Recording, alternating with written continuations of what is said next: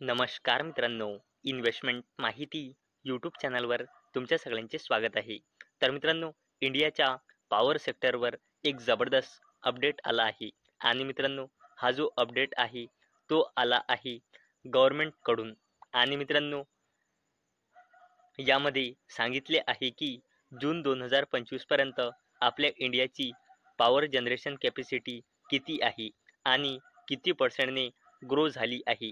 आणि मित्रांनो, मेन म्हणजे या व्हिडिओमध्ये आपण फोकस करणार आहे आपल्या इंडियाच्या रिन्युएबल एनर्जी पॉवरच्या कॅपॅसिटीवर. कारण मित्रांनो, रिन्युएबल एनर्जी हा बिझनेस फ्युचर ओरिएंटेड बिझनेस आहे आणि मित्रांनो, गव्हर्नमेंटसुद्धा रिन्युएबल एनर्जीला पुश करण्यासाठी वेगवेगळ्या स्कीम्स लॉन्च करत आहे आणि याचमुळे आपण रिन्युएबल एनर्जीच्या बिझनेसवर जास्त फोकस करणार आहे. आणि मित्रांनो, त्यानंतर आपण हे पण बघूया की या रिन्युएबल एनर्जी बिझनेसवर आलेल्या अपडेटमुळे आपण कोणकोणत्या कंपन्यांना स्टडी करू शकतो. तर चला व्हिडिओ स्टार्ट करूया. तर मित्रांनो, या व्हिडिओचा हेडिंग तुम्ही इथे वाचू शकता.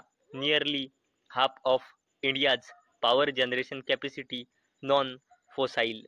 तर चला या अपडेटला डिटेलमध्ये समजून घेऊया. तर मित्रांनो, जून 2025 पर्यंत भारताची टोटल इन्स्टॉल पॉवर कॅपॅसिटी पोहोचली आहे 476 गिगा वॅटपर्यंत आणि यातील जवळजवळ हाफ पॉवर ही नॉन फोसाईल फ्यूल बेस आहे. आणि मित्रांनो, हा डेटा स्वतः गव्हर्नमेंटने पब्लिश केला आहे.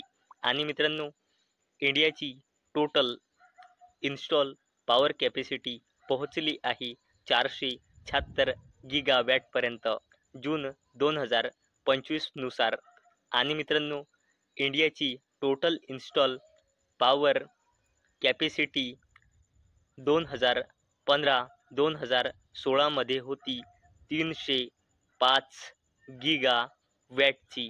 आणि मित्रांनो, यावरून तुम्ही एक अंदाजा लावू शकता की किती पर्सेंटने इंडियाची total install power capacity increase झाली आहे. आणि मित्रांनो, 476 गिगावॅटमध्ये 49% म्हणजे 235.7 gigawatt non fossil fuel sources contribute करतात, ज्यामध्ये 226.9 गिगावॅट रिन्युएबल आणि 8.8 गिगावॅट न्यूक्लिअर आहे. आणि मित्रांनो, या 476 गिगावॅटमध्ये 50.52% म्हणजे 240 गिगावॅट थर्मल पॉवरची इन्स्टॉल कॅपॅसिटी आहे 476 गिगावॅटमध्ये, जी इंडियाची टोटल इन्स्टॉल कॅपॅसिटी आहे.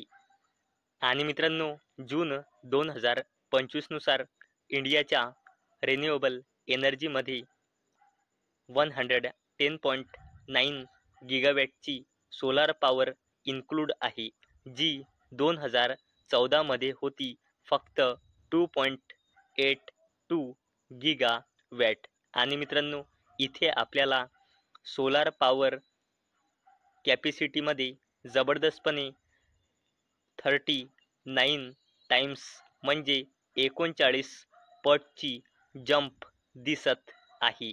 आणि मित्रांनो, इंडियाच्या रिन्युएबल एनर्जीमध्ये 51.3 गिगावॅटची wind power install capacity include आहे, जी 2014 मध्ये होती फक्त 21 गिगावॅट.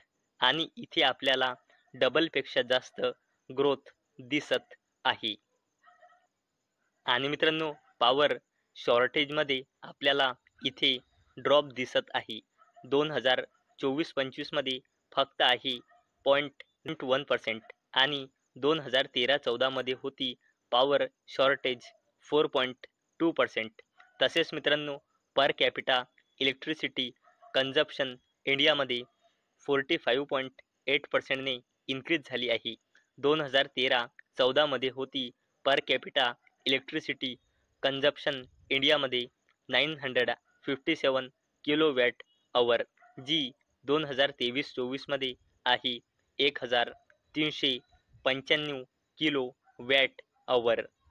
आणि मित्रांनो, आपल्या PM मोदीने रिन्युएबल एनर्जीसाठी 2030 पर्यंत टार्गेट सेट केला आहे 500 गिगावॅटचा.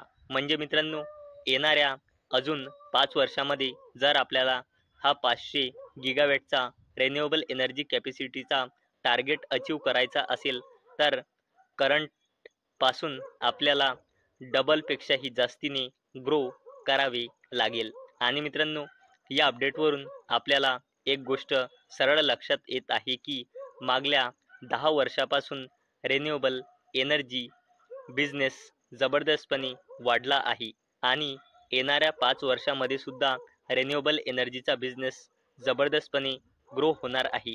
तर चला बघूया रिन्युएबल एनर्जी बिझनेसमुळे आपण कोणत्या कंपन्यांना स्टडी करू शकतो.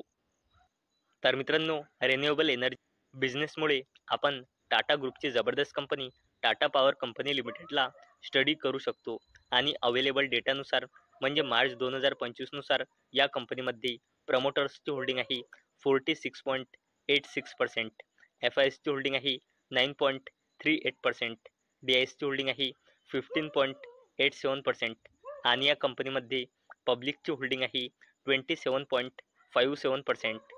आणि मित्रांनो, या रिन्युएबल एनर्जी बिझनेसमुळे आपण अडानी ग्रीन एनर्जी लिमिटेडला सुद्धा स्टडी करू शकतो. आणि अवेलेबल डेटानुसार या कंपनीमध्ये प्रमोटर्सची होल्डिंग आहे 60.93%, FISची होल्डिंग आहे 12.45%, DISची होल्डिंग आहे 2.40% आणि या कंपनीमध्ये पब्लिकची होल्डिंग आहे 24.22%. आणि मित्रांनो, रिन्युएबल एनर्जी बिझनेसमुळे आपण सुझलॉन एनर्जी लिमिटेडला सुद्धा स्टडी करू शकतो. आणि अवेलेबल डेटानुसार या कंपनीमध्ये प्रमोटर्सची होल्डिंग आहे 13.25%, FISची होल्डिंग आहे 23.04%, DISची होल्डिंग आहे 8.73% आणि या कंपनीमध्ये पब्लिकची होल्डिंग आहे 54.98%. आणि मित्रांनो, रिन्युएबल एनर्जी बिझनेसमुळे आपण JSW ग्रुपची जबरदस्त कंपनी JSW एनर्जी लिमिटेडला सुद्धा स्टडी करू शकतो. आणि अवेलेबल डेटानुसार या कंपनीमध्ये प्रमोटर्सची होल्डिंग आहे 69.26%, FISची होल्डिंग आहे 13.43%, DISची होल्डिंग आहे 10.94% आणि या कंपनीमध्ये पब्लिकची होल्डिंग आहे 6.21%. आणि मित्रांनो, रिन्युएबल एनर्जी बिझनेसमुळे आपण NTPC ग्रीन एनर्जी लिमिटेडला सुद्धा स्टडी करू शकतो. आणि अवेलेबल डेटानुसार या कंपनीमध्ये प्रमोटर्सची होल्डिंग आहे 89.01%, FISची होल्डिंग आहे 1.98%, DISची होल्डिंग आहे 4.87% आणि या कंपनीमध्ये पब्लिकची होल्डिंग आहे 4.14%. आणि मित्रांनो, रिन्युएबल एनर्जी बिझनेसमुळे आपण इरिडा म्हणजे Indian renewable energy development agency लिमिटेडला सुद्धा स्टडी करू शकतो. आणि अवेलेबल डेटानुसार म्हणजे जून 2025 नुसार या कंपनीमध्ये प्रमोटर्सची होल्डिंग आहे 71.76%, FISची होल्डिंग आहे 3.26%, DISची होल्डिंग आहे 3.12% आणि या कंपनीमध्ये पब्लिकची होल्डिंग आहे 21.86%. तर मित्रांनो, आजच्या व्हिडिओमध्ये आपण पॉवर सेक्टरची एक जबरदस्त अपडेट बघितली आणि त्या अपडेटमुळे आपण कोणत्या कंपन्यांना स्टडी करू शकतो ते पण आपण आजच्या व्हिडिओमध्ये बघितले. तर मित्रांनो, मला अपेक्षा आहे हा व्हिडिओ तुम्हाला इन्फॉर्मेटिव्ह वाटला असेल. तर मित्रांनो, जर तुम्हाला हा व्हिडिओ इन्फॉर्मेटिव्ह वाटला असेल तर या व्हिडिओला लाईक करा आणि चॅनलला सबस्क्राईब करा. आणि मित्रांनो, हा व्हिडिओ फक्त आणि फक्त एज्युकेशन पर्पजसाठी बनवलेला आहे. माझ्याकडून काहीही रेकमेंडेशन नाही की तुम्ही या स्टॉक्सना बाय करा, सेल करा किंवा होल्ड करा. तर चला भेटूया नेक्स्ट व्हिडिओमध्ये. तोपर्यंत टाटा, बाय बाय.